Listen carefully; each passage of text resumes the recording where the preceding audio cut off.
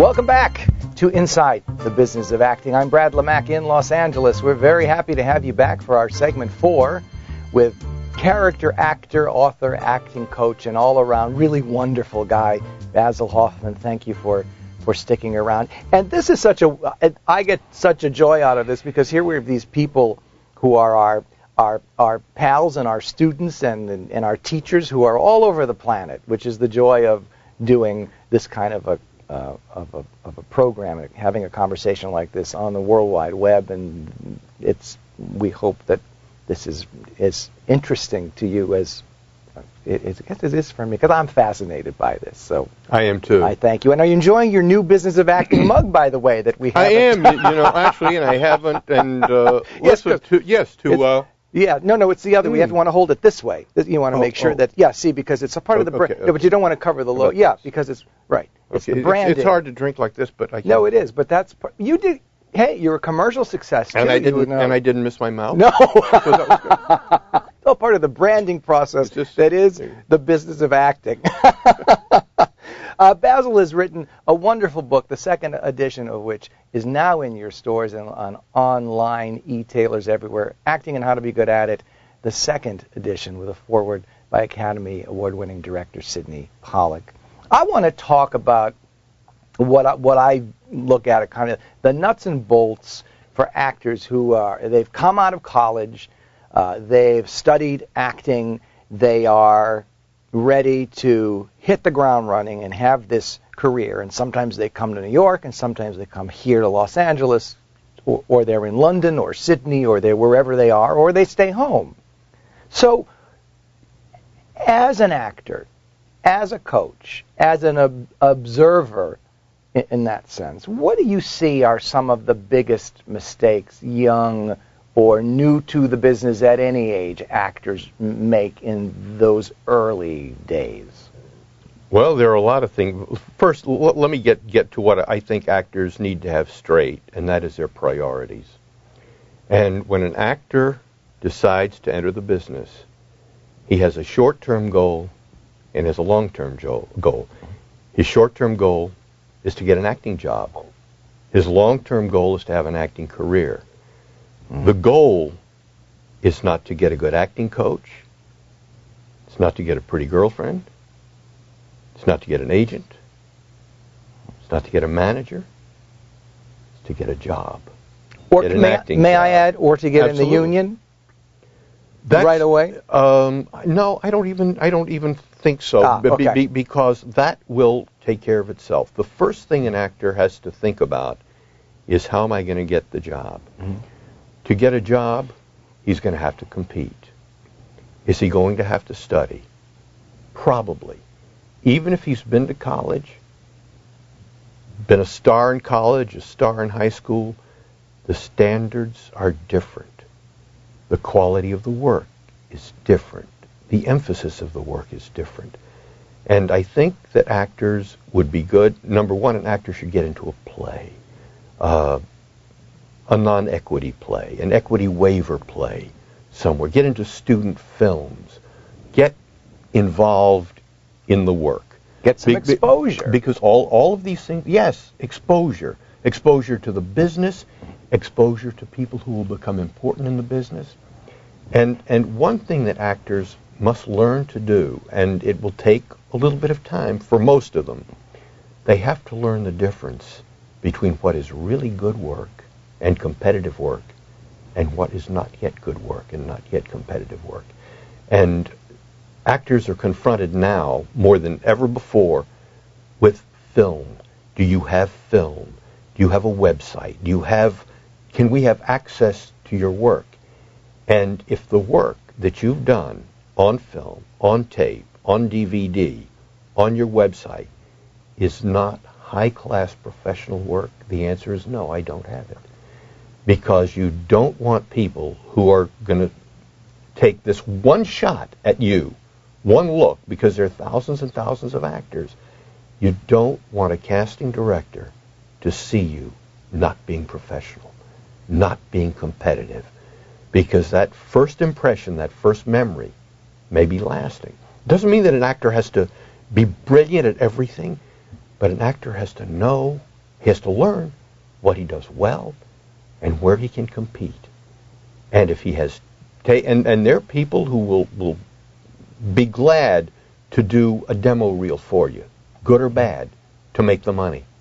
But an actor has to know where he has to spend that money and where not to spend the money.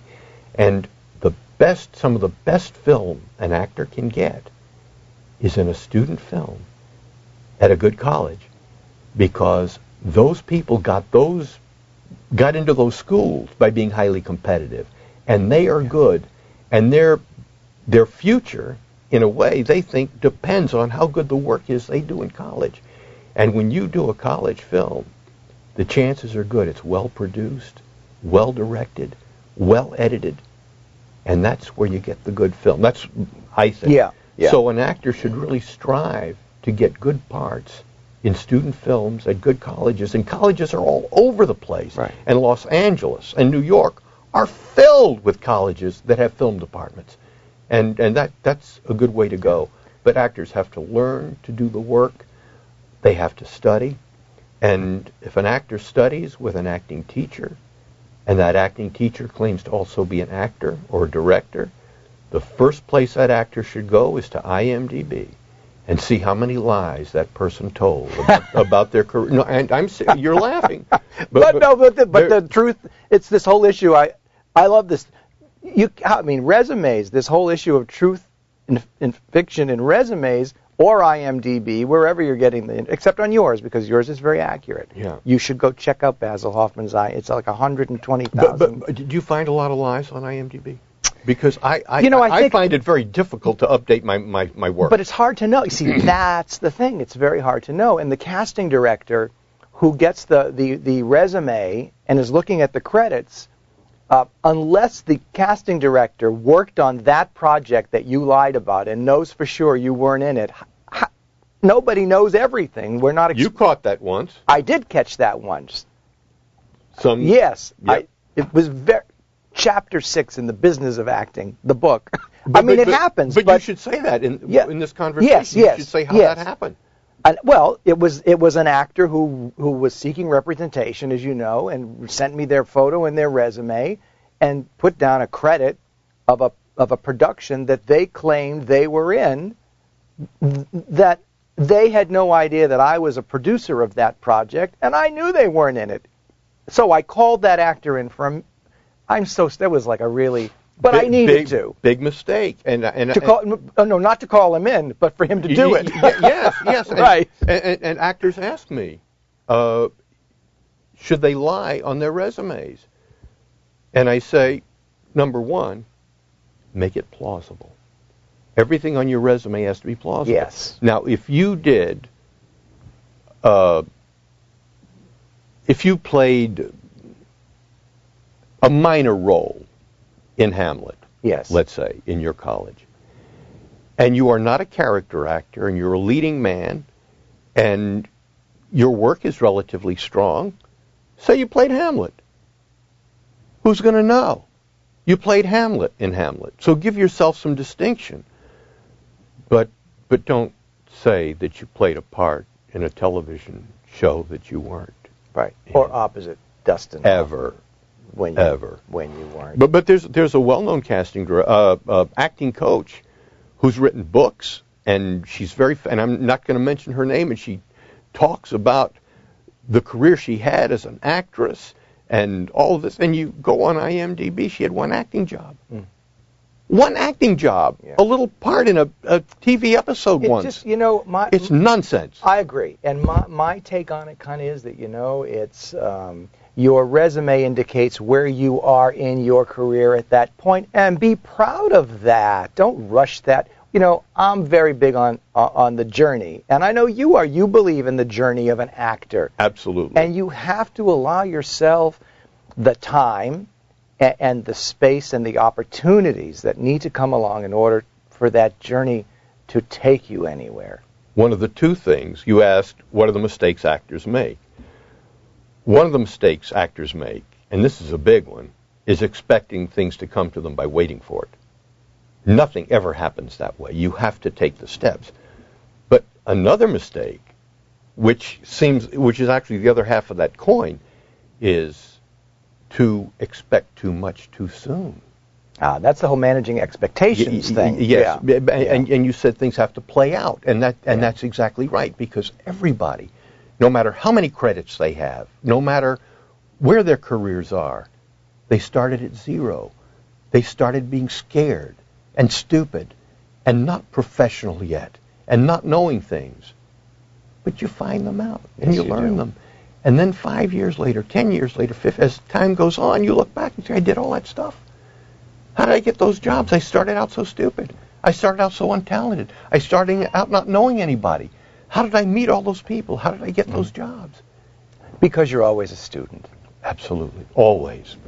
Always. You're always learning, always getting better, and always being surprised. And one of the great things about acting is that if an actor allows himself to be open to the material itself is full of surprises.